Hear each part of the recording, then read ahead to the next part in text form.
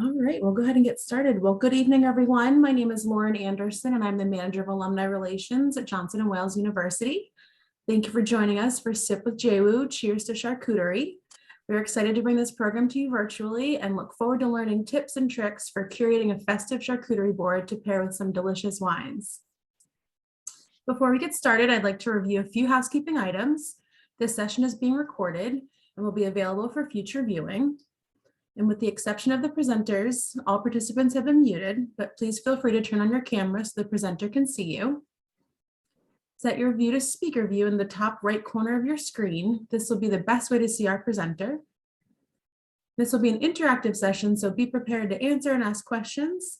You can type your question into the chat function at the bottom of your screen, or if you'd like, you can use the raise hand feature on Zoom, and the presenter or myself will direct you to unmute and ask your question. And since we can't be together in person for this program, please keep it social.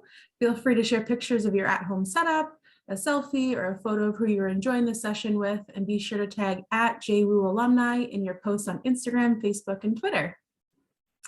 I'd like to introduce tonight's presenter, Sara Lehman. Sara is a proud graduate of the class of 2012, earning her degree in baking and pastry arts and food service management.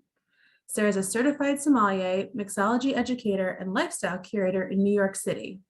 She started Somm in the City as a blog to educate people about wine, and now it has turned into a full wine tasting and education company.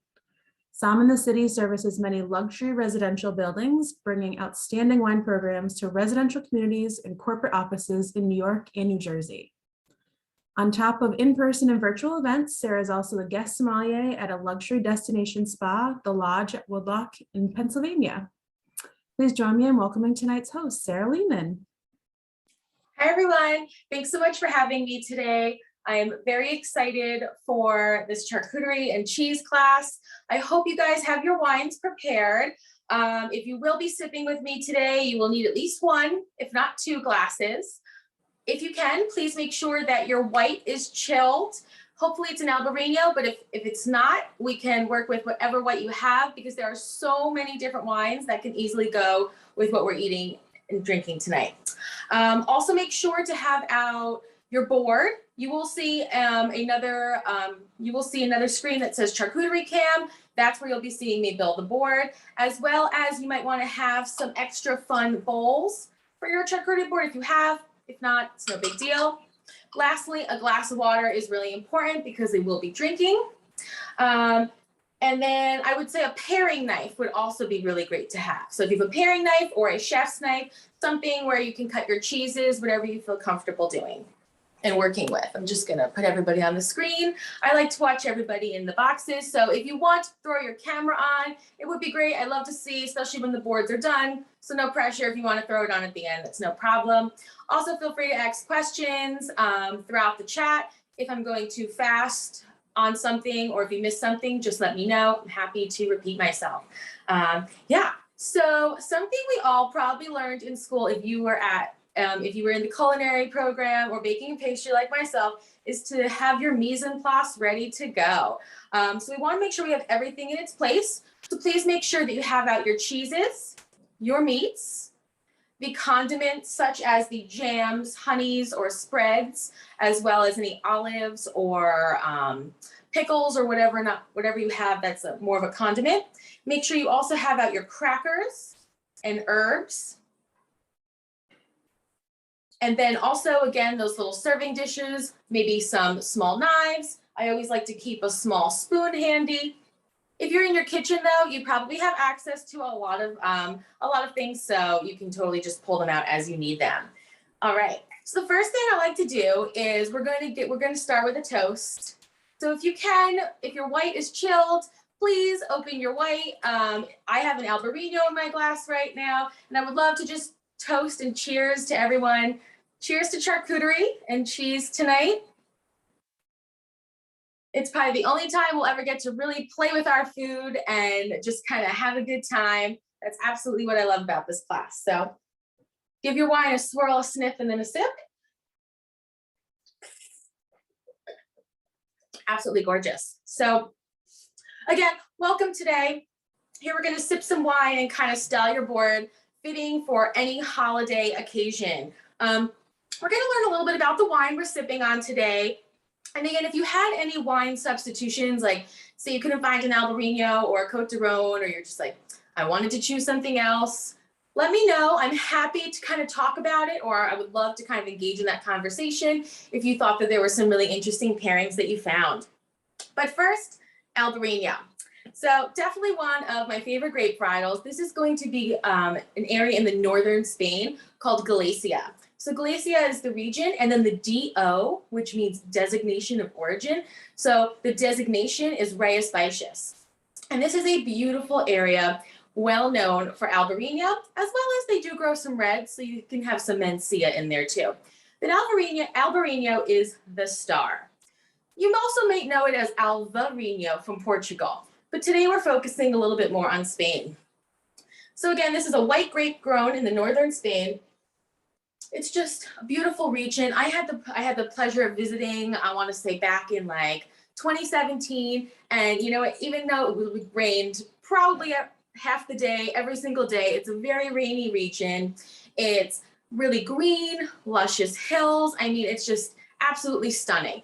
And you know, even in the rain, it was just so beautiful just to kind of walk around. What's great about it here is you get a lot of granite in the soils, as well as influence from the river and a lot of clay. So you find a lot of minerality in these wines. If you have an Albarino in your glass, go ahead and give it another swirl, sniff, and a sip. Right on the nose, you get a lot of citrus and minerality. Sometimes the minerality might, you can either take it as like a stony-like quality. Definitely has a little bit of that salinity-like character, which I think is really beautiful. This also is what makes the wine very attractive as an aperitif, making it perfect for a cheese and charcuterie board like we have today. Albarino is pretty high in acidity. Once you sip it, you can definitely feel it. If you can feel your tongue watering, you can definitely feel that high acidity. This is what also makes it really great for our cheeses. Some of the cheeses that we have today will have a buttery kind of like texture. Also, we have our meats today too. And so because our meats, have a nice little bit of fat on them, the acidity is really going to come in handy when we're eating and we're trying to pair all these different flavors. I also love this because it's just food friendly. But if you're like, I like an Albarino, but I want more whites to offer for my charcuterie board for next week's celebrations, definitely, I also love our other grape varietals like Pecorino. Falanghina is definitely one of my go-tos. So Falanghina is always a great way to go, as well as a Bordeaux Blanc. If you like something a little bit on the sweeter side, however, definitely a lot of cheese and charcuterie boards can go with sweeter wines. My favorite area is going to be Lupiac in the Bordeaux area. So this is going to be a Sauterne, and it's just, Lupiac has a lot of this minerality in their Sauternes and their sweet Bordeaux, and it's just absolutely fabulous with cheese and charcuterie. So something to think about as you're thinking for the holidays and your next pairings. All right, so now once you have your board, that's going to be the step one. I like to have sort of like a 6-step process to charcuterie and cheese board building. So step one is going to be, let's get our board. Now today you'll be able to see my hands, I chose a wooden board today. I am one of those people, I probably have 26 charcuterie boards just in this apartment alone, let alone my mother's house, which probably has about 50,000 of my other stored ones there. I always go with a rustic wooden board look, especially when I'm just doing something fun for the holidays to have out for people to graze on. If I was going for more of like a wine bar vibe, or if I wanted to just kind of make it a little fancier, sometimes I like slate boards as well. Marble also works really nicely. And then if you're really feeling totally rustic farmhouse and style, you can easily just take a great piece of like, nice brown paper that you would use, for like food storage or whatnot, lay it out on your center island and make yourself a grazing board that way too. As long as you have a base for your cheese and charcuterie, you're good to go. So again, today I'm going with a little bit more my rustic farmhouse look. And that's where I chose that board. Now you're going to see me today kind of fill up the whole board. So, because especially when it comes to making a charcuterie board, there's so many different sizes. I have a million different sizes in my home, but I like when they look really full and really big, just because it's it's totally Instagrammable. So that's, you know, one thing, but also abundance just looks so elegant sometimes. And I think especially during the holidays when there's so much love and gratitude and abundance going around, it's just, why not have an abundant board? So I chose about a board, I want to say it's probably a size 8.5 by 11. Looks like the size of a piece of paper that you normally have, maybe a little bit bigger. So go get your boards if you haven't already. Second thing I'm going to do is I'm going to anchor my board. So step 2, I like to say anchor your board. Now today I'm using 2 bowls, and I'm just going to put them kind of like at adjacent angles. I want to say I like mine sort of, and again, I might move mine around, but I definitely always start with one on the corner of my board. But as you can see, it's not fully on the edge. I just had to move that for you guys for a second so you can see. All right. So again, it's not fully touching the edge because sometimes I like to put, you know, ingredients around the outside. And then this bowl, usually it stays here, but sometimes it may move. The beauty of it is we're playing with our food today. So you're going to see me move things around my board just until I style it the right way I want it. So again, meats and cheeses might be the star of our show, but condiments also need to impress. So what I like to do is you can also add things like, I absolutely love jams. Sometimes if I'm just feeling fun, or if it comes in maybe a jar that's maybe a touch smaller, I would just normally put the jar on the charcuterie board and call it a day. This is a little large, and I don't know how much cherry vanilla jam I'm really going to be putting on. So I'm just going to scoop some into one of my bowls. So that's all I do is I just kind of, and again, it doesn't have to be too much. You just want it to be nice and light, just enough for your guests. So I would say about three spoonfuls. You can even, if you want to measure it out, I would say maybe like 3 tablespoons would be good. And then I like to just stick my little spoon in there because it looks adorable and cute. All right, so I have this great cherry vanilla jam. It's Kitchen Kettle Village. I always like to go with smaller stores. This is actually a really cool company out of Lancaster, Pennsylvania, family owned. I find these everywhere. I think that they're really incredible flavors for all of their jams. I use these with my cheeses and my baked cheeses all the time. So I'm definitely a huge fan of these. Also, I just love Trader Joe's. You're going to see a lot of my products are probably from there tonight as well. I think Trader Joe's just has such a fabulous selection as well for jams and butters and whatnots. Something I also love to add to my boards is honey. This is a gorgeous bottle. So if I were to do honey, I would just honestly leave this on my board. But I chose jam tonight. But other great things, like I said, are honey. You can do cornichons, those little pickles. I think those baby gherkins are absolutely great for charcuterie boards. Sometimes if I'm feeling a little bit savory, I like to caramelize some onions, and that's what I would put in this bowl. My second condiment though, what I'm doing today is I'm going to do some olive tamponade. And I absolutely love olive tamponade just because it's so good, so delicious.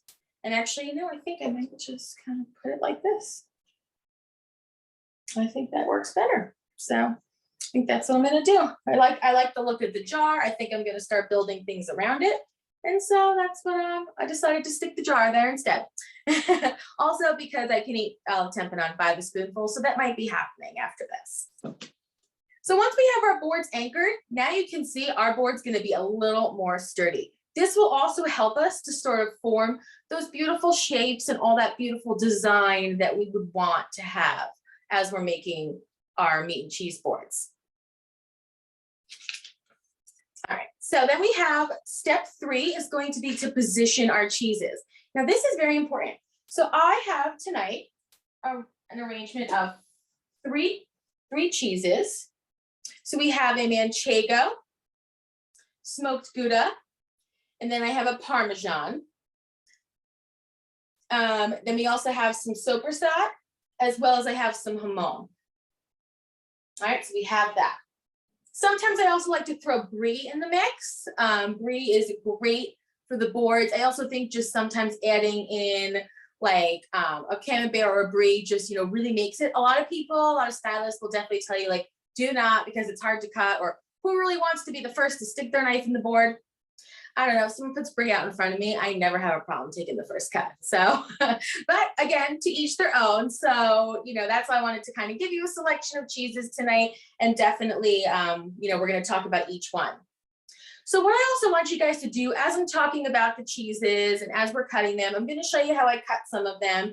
But taste the wine while we're doing this, because what I absolutely love is when you're able to kind of, as we go through the cheeses, taste the wine with them, take a bite, take a sip, then take another bite, and just really see how nicely they pair together. Now, of course, the Albarino is going to pair nicely with the Manchego. That's a given, Spanish wine, Spanish cheese. But think about the other, like the smoked Gouda. If you have smoked Gouda, the Parmesan, the salinity, does it really kind of match that minerality? The smoked Gouda, smokiness actually goes really nicely with Albarino. I have Albarino a lot with barbecue, and I just absolutely love the smokiness with the white wine. So definitely think about those kinds of things. So first thing we have is our Parmesan cheese. And what I like to do with the Parmesan cheese is kind of make it into these natural crumbles. I like to call them natural crumbles just because of the way they kind of fall off. So what I did, and sorry guys, I realized I forgot my own knife here. I'm telling you guys, would there be a way to give me a paring knife? Thanks. So I'm going to show you how I cut the cheese. Thank you. All right. So what I like to do is I had my block of Parmesan. And then what I like to do is I like to take the tip of my knife, stick it going down right into the cheese, going down, and then just sort of wedge it off like that. Down and away, down and away. Push down and out. I guess down and out is a better description. So, okay, so then you have all these great natural crumbles. So, like we do in the Food Network, we're gonna have this big, beautiful pile of this already cut cheese. And then what I like to do is this is when I like to style it around my bowls. I think that the natural crumbles are just such a fun look, especially when you have these crumbly cheeses that you really don't, you don't really know how to serve them, and or like, just naturally, I feel like the cheese falls apart like this anyway. But there's just something about being able to kind of push it apart yourself that I feel like makes it a little more rustic and authentic than just necessarily trying to cut through it. So, and it's also, I think it's kind of actually easier to do it that way versus trying to cut a huge chunk of Parmesan off and then cutting it into smaller pieces. So I think that's really nice to be able to do. So now we have our first cheese. And so this is our Parmesan. So this is going to be a cow's milk cheese. So this is an Italian hard cheese. It has to age for a minimum of 12 months. This is going to be in an area near Bologna. It's called the Emilia-Romagna region. It's and then they're also I want to say it's like a little bit, I think it's west of Modena. The balsamic production area. So it's going to be west of Modena. And what's beautiful about this is that the cheeses just go so well with the wine. But I really like the tanginess and the sharpness of the Parmesan, especially when it has that nice salty kick. And so I really like it with the Albarino. So if you haven't already, go ahead and give yourself a little swirl, sniff, sip, and taste.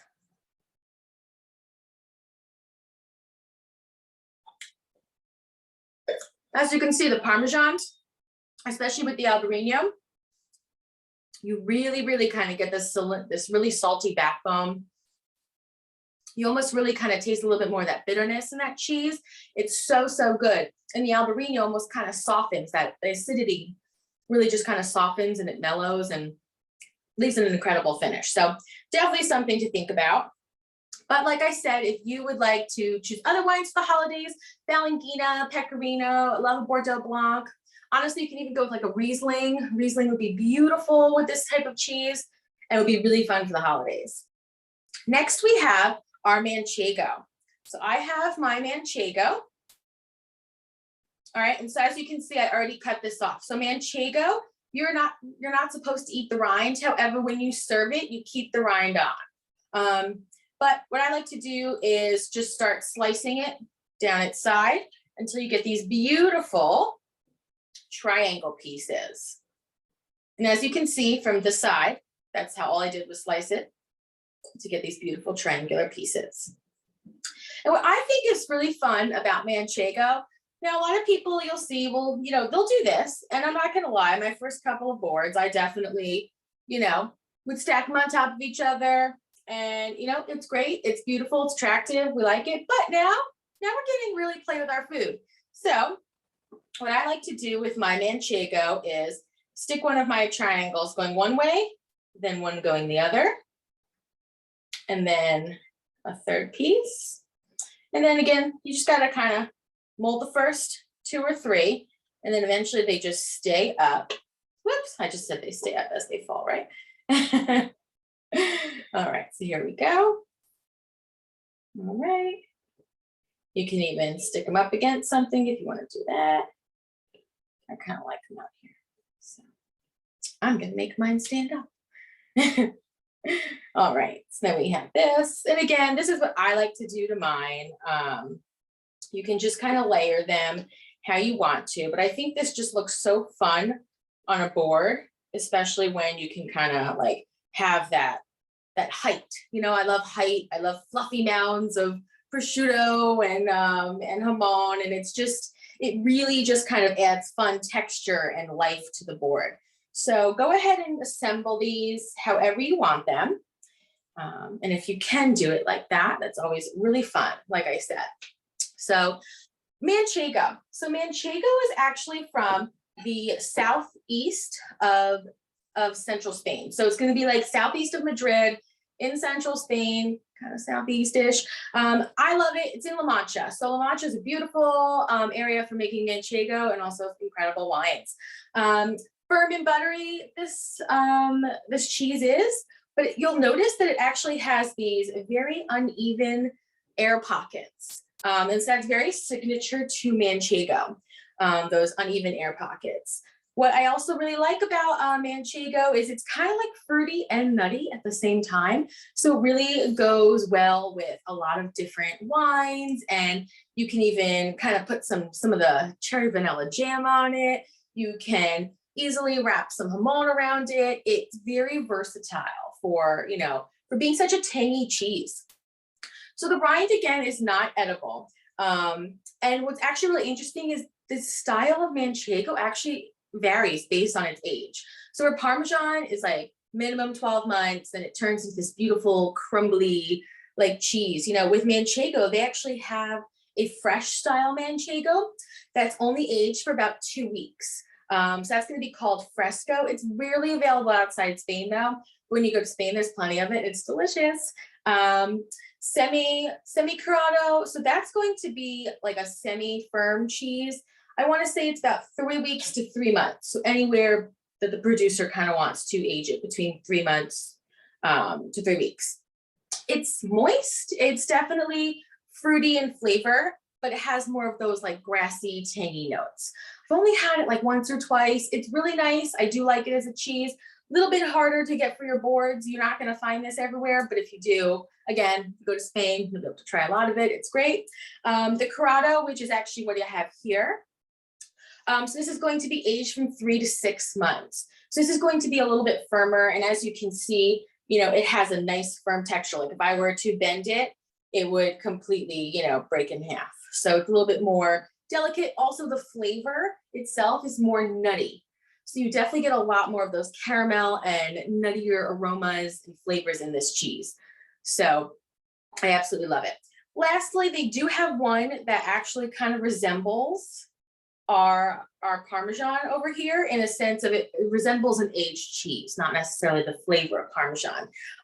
This is going to be aged 1 to 2 years, and that's going to be called Viejo. Viejo, again, is going to be nice and firm. The flavor sharp, and it definitely becomes crumbly in texture. It's also going to be sweeter. So it's definitely, if you can find it, you can definitely find it at some really specialty cheese shops. I know, luckily in New York City, we have access to a lot of really great cheese stores. So I know we can definitely find that here. And hopefully you guys can too at your locations. If not, come to New York. I'll happily take you cheese shopping. So, all right. So now again, like I said, I wanted you guys to sort of, taste your wine with the cheeses. The third cheese we're gonna go to is our smoked Gouda. So I love a good smoked Gouda. And what I did was, so smoked Gouda, mine came in a circle, but I like to pre-cut things because one secret is pre-cut your cheeses, because the worst thing is when you realize you need a cheese board and then the family rings the doorbell and they're 15 minutes early and you're like, oh my goodness, now I have to, cut cheese. People are, asking questions, unloading presents and whatnot. Just always cut your cheeses ahead of time. You can do it an hour or two before. I put them on a plate like you saw, put it in the fridge. They were good to go. And now your life is going to be so much easier. When people come over, you can chat with them. You can assemble your board. It makes life a lot easier. So again, I had mine in a circle. And then all I did was I just took off the rind and then I started cutting. Now, smoked Gouda is definitely on the, is definitely a unpasteurized cow's milk cheese, but it's a little soft. It's definitely more pliable than the other cheeses that we had. So this is, again, a cheese from the area of Gouda in Holland. So it's going to be from South Holland. I absolutely love this. The waxy rind also isn't edible. Any of these rinds aren't going to truly make you sick if you eat them. It's just they're not necessarily the most appetizing of rinds, and I wouldn't go eating too much of it. This smoked Gouda is one of the most popular cheeses in the world. And so what I did was I cut along down the side. So once, again, it was a circle, then I just started slicing. So eventually you get to where I am, where you have your half moon with your straight edge. So then I started slicing. Then what I did was, once I got to about these size pieces, I cut them in half. So I'll show you my halved. All right, so now I have these. I like putting them in these long pieces because, smoked Gouda has such a, the flavor is so potent. I mean, I love it, but it's so powerful that sometimes I like to add smoked Gouda as an accent to my charcuterie board, as more than just, because it's still the star. We love our smoked Gouda. It's going to stand out, but I always feel like strips like this are going to be a little bit more palatable. People will definitely graze a bit more because their palate won't be so fatigued from all of the smokiness. So what I'm going to do is I'm going to move this board over slightly just so you can see where I'm putting it. And then I'm just going to layer my smoked Gouda pieces. Okay, so again, this is kind of where I get a little playful here, because sometimes I always cut my cheese into strips, and then sometimes I like the way I place it, and other times I don't. So this is where, you kind of have to be creative and fun. And at first it's going to be like, why does she have a pile of cheese sticks? And then suddenly I'm going to add the jamon and the dried fruit and the toffee, and you're going to be like, whoa, I promise you. I'm telling you, because sometimes I always pick apart my boards as I'm making them, and I'm like, Sarah, just wait, there's more ingredients. But I'm impatient, so I will absolutely always try to fight it and style it. You'll probably see me do this 100 more times during this class, but it's just something fun, especially for those of you that were baking a pastry in the culinary arts. You definitely know food is an art. So we just want to make sure that it's perfect and whatnot. All right. So I'm going to leave this here for right now until I decide I want to fix it again. Maybe just fan them out a little bit. Sometimes I like a little bit of things sticking outside of my board. All right, so now I'm going to move this back so you can see everything. All right, so now if you have a brie and you're like, Sarah, where should I put the brie? Definitely you can put it where I have, like right next to the olive tamponade. What I like to do with my brie is just to simply cut a small triangle chunk, and put it right there in the center, with a knife. I mean, you can easily cut brie into slices, but the problem I find is that then those slices stick together, and then it's hard for them to get apart. So I think it's much easier to cut a brie on a board. And what I would do is I would honestly just stick it right over here near the olive tamponade if you have it. All right, so find somewhere to put it. Odd numbers are always key, so that's why I'm sticking with 3 cheeses tonight. And I just think these look really fun and interesting together. All right, perfect. So I'm just fixing a few more things. So now again, we have our smoked Gouda. So what's great is you can definitely go ahead and try this with your Albarino. I think you'll really love it, especially the smoky flavors with the Albarino. There's just something so sensational about minerality and smokiness when they come together. It's so playful on your palate. So definitely go ahead and give it a try. Oh, just love smoked Gouda. Absolutely fantastic. You actually get a lot more of this tanginess that comes through in the Albarino that I didn't see before. And it almost brings this heat, and I want to see like a caramelized pineapple note to it, just because the smoked Gouda. It's not even because it's really necessarily, it might be layered deep down in that wine, but that caramelized pineapple really kind of comes through with the smoked Gouda. So I think that's really fun and interesting. All right. So does anybody have a favorite wine and cheese pairing? Do we have any questions so far? Are we all making our boards? I'm just going to take a peek to see if anybody's on camera. Oh, not yet. All right. I'll see your boards very soon then. Don't worry. So now what we're going to do is it's time to try our red, because before we get into our meats and our condiments and our sweet stuff, we need more wine. So I'm hoping you guys feel the same way that I do, and that you'll want to open your red. So I have a Côte de Rhône here, my glass. I just love wines from the Rhone Valley. So whenever I come home from work, or just in general, friends want to come over for dinner, and I'm like, oh, I don't even know what I want to pick tonight. As you can see, it's a very hard choice in my house. I have too many wine options, which is a great problem to have. But whenever I don't know what I want to drink, I go for something from the Rhone Valley. This is because these wines are actually really nice. They're medium to medium plus in body. You're usually getting grape varietals like Grenache, Syrah, Mourvedre. Those are going to be like the three main grape varietals that are grown in Rhone, in the Rhone Valley. You can also have Roussanne, Carignan, Picpoul, Grenache Blanc. There's so many more. But Grenache, Syrah, Mourvedre is really where you're going to find like the typical table wine Côte de Rhône. So this is going to be the basic AOC for the Rhone region. It's totally awesome. I love these wines.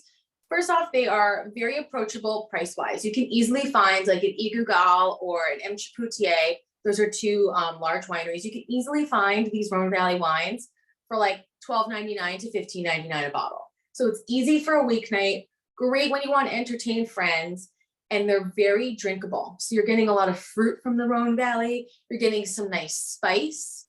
You're definitely getting a lot of layers and complexity, but I find that my Pinot Noir drinkers like it. I find that my heavy Cabernet drinkers like it. I find that my sweet wine lover friends actually do really like this wine, because they just want fruity wines, not necessarily sweet wines.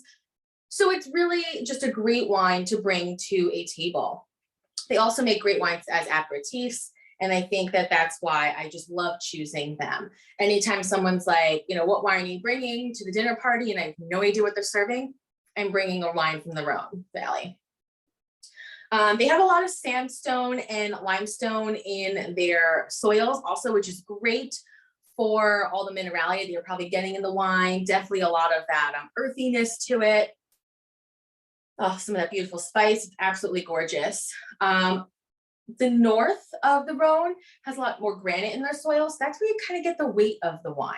I feel like you definitely get a little bit more of that weightiness. The south, again, the south has more of the sandstone and the limestone that holds the water, so I also feel like you just get a lot more complexity to these wines, even though they're just, again, Rhone Valley is easy and approachable, but I feel like there's so much to it.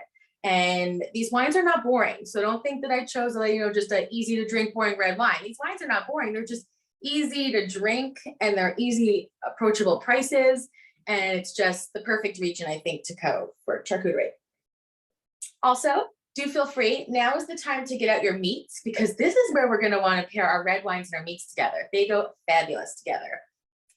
So a few tips I learned from food styling friends. Store your charcuterie in the fridge. So before you, so our charcuterie has probably only been out for like 20-ish minutes, so it's not too bad. You just don't want to leave it sitting out for a very long time. The salami is going to be easier to cut when it's colder. I like my jamon though. I like my jamon at a little bit more of the room temperature. So I've had mine out for about 20 minutes since we started the class. And so we have a little bit of our jamon today. And then I have some of my salami. So I'll be showing you guys. I just wanted to kind of show you what I had. Thickness does matter. So when it comes to thickness, how you cut your slices will also affect the flavor. So here I actually have a few examples of some because, you know, sometimes you just get into that chopping mode and then I find some of my slices are like really good for like a good 5 slices and then suddenly I get a really thin piece. That's okay. We can totally hide them in our boards.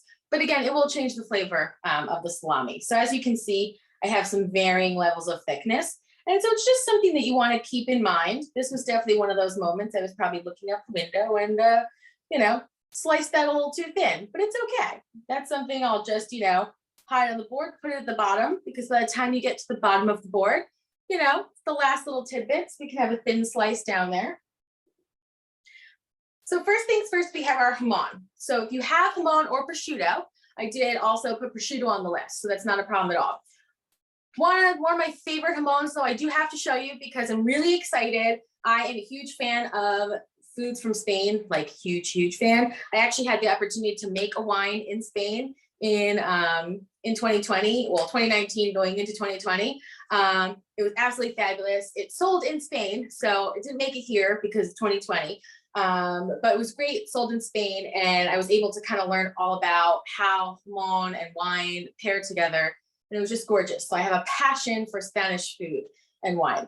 Monte Nevado has some of like the highest quality pigs in Spain, and what they like to do is now you're able to get these available through like Amazon in 2 days. So they now have a warehouse here in the US, and that's where they store all of their products that are shipped like every couple weeks from Spain. So you can go on Amazon and literally get this delivered to your house in 2 to 3 days.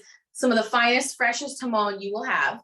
Keep it in your fridge. But what's great is it's like authentic and it's amazing, and I absolutely just love it. I was actually had the pleasure of having one of those giant jamon shoulders in my apartment a couple months ago, and it was amazing. So you can also get those. It makes a great gift for the holiday season. Sorry for the shameless plug. I just had to show you other things that you could buy outside of Trader Joe's because I get into this habit of ordering things off of Amazon, and who would have thought you can order charcuterie from Spain? It's the only charcuterie I will order from Amazon though right now, so just throwing that out there. So again, this is the jamon. What I like to do is, again, it comes with these, you know, the plastic in between to keep it from sticking together. So I like to do with my meats, I like to make fluffy mounds. And the only best way to describe it is to kind of show you how to do it. So I like to pull mine apart. You'll get some pieces that look like this. Now jamon compared to prosciutto can have a little bit of, prosciutto is a little bit more pliable than jamon is. So with jamon, you kind of got to shape it. When it has these sharper edges that, you know, seem to just kind of hang there, I like to tuck them right behind there. See, barely even notice it, right? But you get a little extra piece of meat. Then I like to take my side and just kind of bring them down. All right. So bring each edge to kind of touch each other. I'll show you the bigger piece because that was a little, all right. So I'm taking these 2 ends and I'm folding them over. So almost kind of just creating like, I want to say like kind of creating almost a heart shape with the meat. And then I'm just going to put it right here. And then what I have to do is stick part of the bottom down and then kind of fluff them up just like that. All right, so I'm going to do that right now with you guys because I did not pre-fluff my jamon. We're going to do this together. All right, so again, I'm taking a piece off like this and then taking either end, folding it right into each other, right? And as you can see, they look so pretty and pillowy, and it just adds all that fun texture to, and if you get a piece like this that's kind of scraggly and weird and you're like, what do you do with that? Just again, take the ends, put it together. It looks like something. And once it's all together with the meat, you don't even notice it. So I know that, like, you know, I love her to death, my mother, she's such a perfectionist. There were times where she'd be like wasting all of this prosciutto and jamon all over the counter because her her little fluffy mounds weren't the perfect shape. And I'm like, Mom, there's always a way to hide your mistakes in a charcuterie board. Don't worry. So don't go wasting the meat. It doesn't have to be perfect. It just has to be pretty enough. All right, so there we go. All right, and you only need like, you can do as much jamon as you want. I'm a big fan. So I'm gonna do like 1 or 2 more slices. And again, I like to just kind of put it right here. It also will help hold up my little Manchego that seems to be falling. He was doing well there for a while. All right, and then sometimes what happens, especially with jamon, or if you've had your prosciutto in the fridge and it's a little drier, sometimes you get these like scraggly kind of stuck together pieces. It's okay. Again, it's just because of the cured meat. Like it's just the way it is. And all I like to do with those pieces, again, is take them out like this. And as you're making your mounds, just tuck them back. Okay, so don't let those harder pieces scare you. They're completely pliable and moldable. They seem a little intimidating at first, but you can easily mold them into whatever you want them to be. Lastly, I'm just going to do one more piece because I kind of feel like my Gouda over here is a little lonely. So I'm just going to put some right here. Again, fold it. All right, I like that. As you can see, again, I sort of have it going from around my olive tamponade and then slowly starting to cascade down. Now, eventually I'll be putting things over here, and that's why everything will stand up and be perfectly in its place very soon. Next, we have the salami. All right. So we have our salami. I got these from Trader Joe's. I got the Chianti rubbed salami. I think it's just really great, and I absolutely am a big fan of it. I think soppressata is really good too. Honestly, soppressata is a form of salami. So when I say soppressata, I totally meant salami as well. You can find fennel sausage, which is, the fennel salami. You can find hot salami. Again, I love the wine rubbed ones. This is very popular in Italy to wine wash your sausages. It really just adds this like complexity and flavor to it that's just honestly just undeniable. I mean, there's nothing like a wine washed salami. So I'm gonna do, because I kind of want to spread out my colors, I'm gonna push this over a little bit. Told you I play with that one a lot. And then I'm just gonna kind of put my salami over here next to my Manchego. All right. So I'm gonna tuck some in. Like I said, those thin slices that I was like, oh, what was I doing when I was cutting that?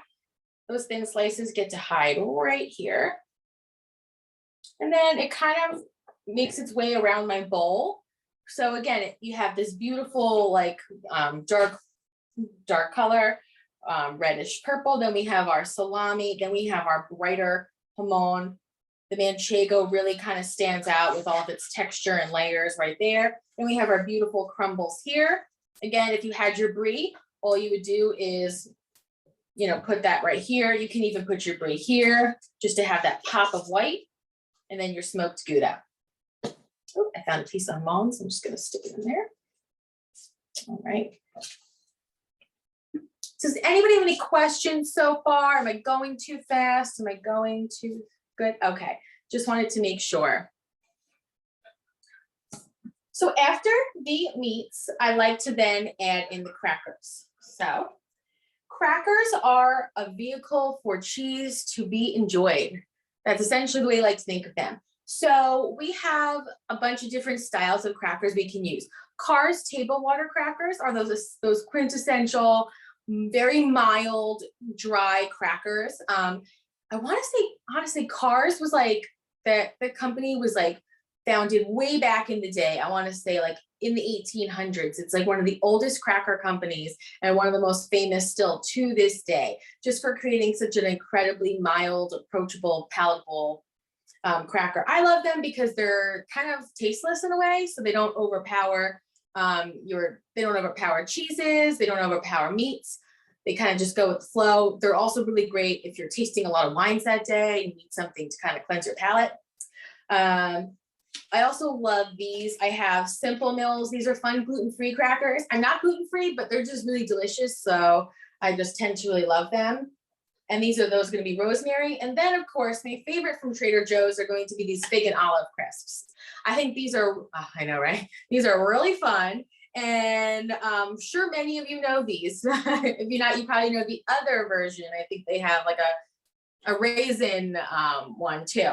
So these are great. I like to bring in the olive because I have my olive tamponade and I can't get enough olives. So I'm going to use these as well as my Simple Mills. This is going to create a little bit of rosemary. Yes, the rosemary raisin, that's what they are. Those are going to be delicious. So again, this adds a pop of color. It adds some texture. It adds new flavors. So like the raisins and the figs definitely go with the holiday season. And I think it's also going to pair really nicely with, especially those raisin rosemary ones are going to go great with a piece of Parmesan or Brie and Jerome Valley wine. I'm telling you right now, you're gonna love it. So I'm just gonna go ahead and take some of the crackers. And what I like to do is just kind of spread them around. So you'll see, so I'm gonna take a few here, and I kind of like to stand mine up just to start. And kind of just put them right around here, as you can see. And again, you have to fit things in places, it's fine. It's the one and only time we get to play with our food, right? Well, I guess anytime you make a charcuterie board, you can play with it, but that's the beauty of it. It's fun, it's artistic. All right, and then again, I like to do things around my my jams and jars, as you can see. There are like totally, you know, if you're more of a type A personality and you're like, I need things in an order, Sarah, I cannot do this. You can easily line them up and do them however you like. The beauty of a charcuterie board is that is yours and you are the artist today. So this is just, these are just fun and simple suggestions that I like, you know, to do. And again, so as you can see, I'll move it a little bit. I put some right in the back too. So always make sure to fill in around your board because abundance is beautiful. All right, so I'm gonna position it back for you guys. So I have some of those crackers on there. And then I'm gonna fill in with a few of my Simple Mills because I still have all of my other, we've still got a couple of other fun things going on. So what I like to do is take some of my Simple Mills and just kind of put them underneath my cheeses. So as you can see, I'm just kind of filling in those spots that I feel like if I were to put nuts or cranberries, the second I move it, they'd fall off my board. Where the crackers, I feel like have a steady place on the board. Okay, so I don't really love the way I just did that. So I'm just gonna, again, space them out a little bit, move them around, create some height. So now that I have some height going on here, well, you can't see it, there we go. Now that I've got some height going on here, I can fill in. Just fill it in, all right. That looks great. All right, and as you can see, I didn't mind mixing a few crackers over there because it just looks so beautiful.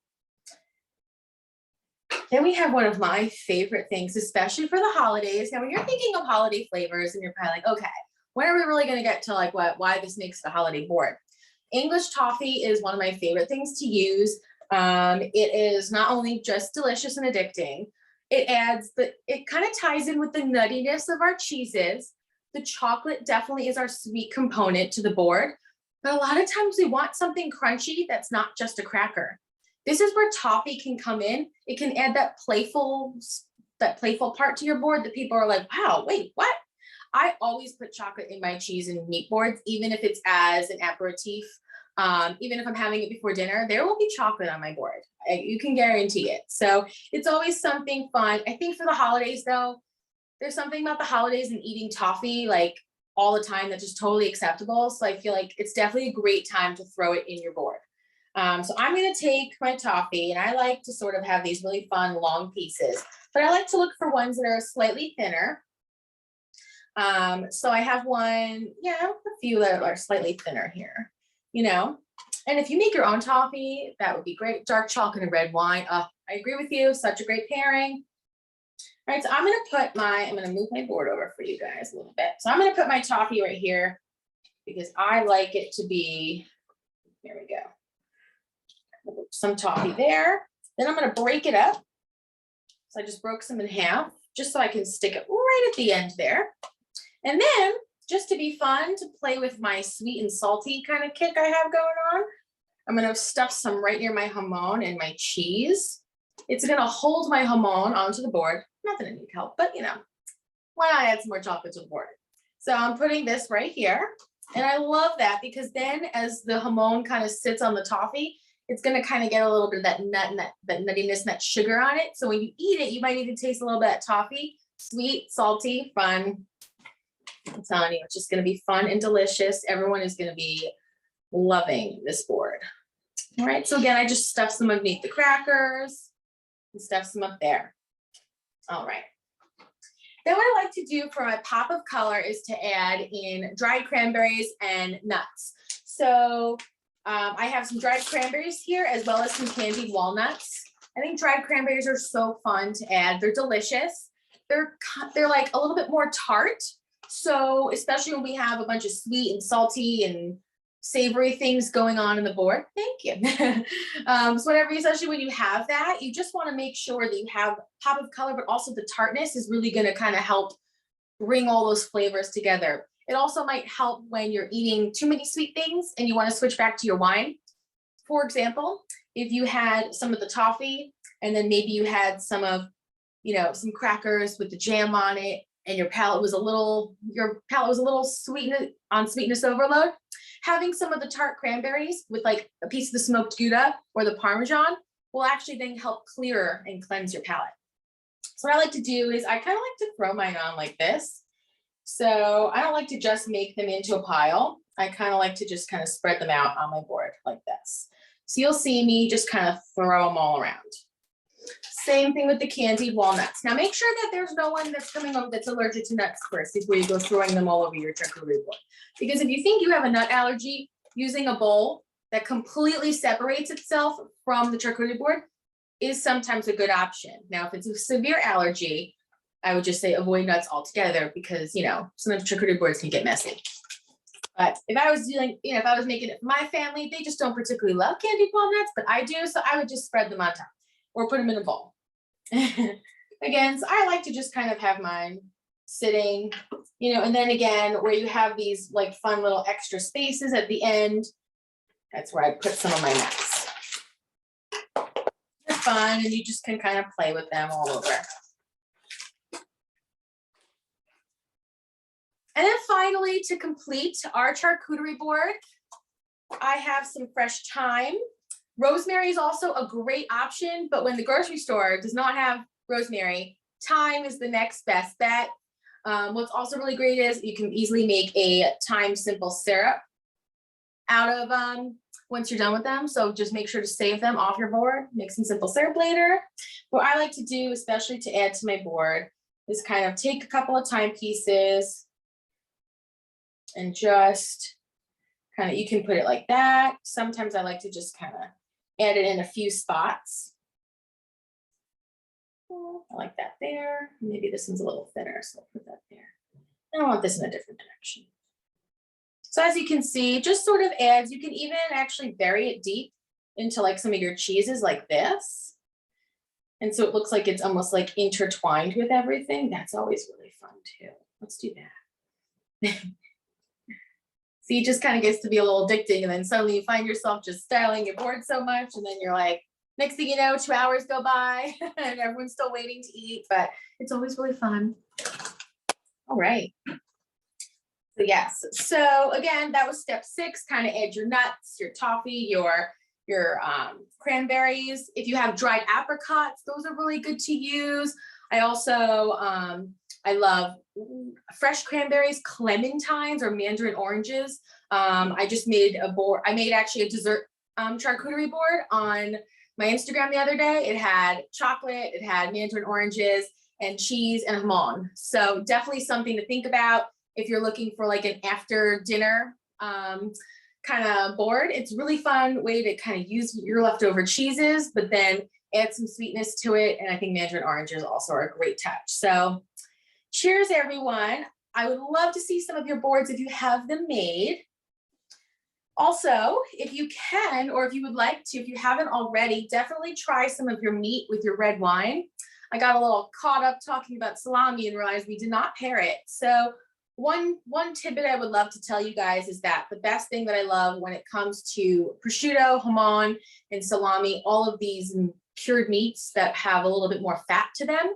You ever notice when you take a bite and you chew it, swallow it, it leaves sort of like a waxy coating on your tongue from that delicious fat we love so much. So what's great is you have a wine with either high acidity or a wine that has enough tannins, so definitely a red wine, or even like a darker rosé, such as an Italian rosé. If you had a wine with some tannins actually wash away fat. The tannins and the acidity will actually wash away the fat off your tongue, ultimately making you probably want to take another sip or eat another bite of food. So it's also a really good pairing wise, definitely a good way to entice people. So if you guys are like, tasting that, and as you taste around tonight, definitely keep a few of those things in mind. Those are what go really, really well together. And I think that you'll definitely love the Rhone Valley wine with your jamon or your salami. It's really just so perfect. Awesome, Sarah. Thank you so much. We have a question that came through, and I want to encourage anyone else that has questions to feel free to put them in the chat. So Carrie is asking, how many people would a board this size serve? So let's see if I can higher my thing a little bit. As you can see, my board, this would easily serve, if this was the only appetizer, 4 to 5 people. If it was part of a spread, you can definitely get 8 to 10, like if you had other appetizers out. But if this was here, I would say easily 4 to 5 people, just as like a little aperitif, something to nosh on. Excellent. It's never a bad thing to have too much charcuterie then. Yes, and as you can see, the abundance of the board, like as long as it reaches all the outsides, it looks so full that it's almost like so enticing that people start to eat and you get excited and you start chatting. And what I also love to do is, the reason why I incorporated a lot of ingredients from Spain and Italy, because those are just 2 of my favorite areas. I love to visit those countries as much as possible. And so then when I find that when I'm making my board, and if your friends or your family are watching you, having stories or being able to kind of share some of those fun memories is a great way to really kind of tie in that personal touch to your board. You always want to make sure you have a personal touch or a story, it just kind of creates that ambiance of friendship and gratitude and holiday season. We love that. And if anyone would like to turn their camera on and show us their board, feel free. If not, you can take a picture and email it to us. We're happy to look at it there. And thank you guys so much for joining me today. I hope everyone does have a very happy holiday season. Wonderful. All right. Well, I will turn the program over to Lori Zabata, Director of Alumni Relations, to close us out.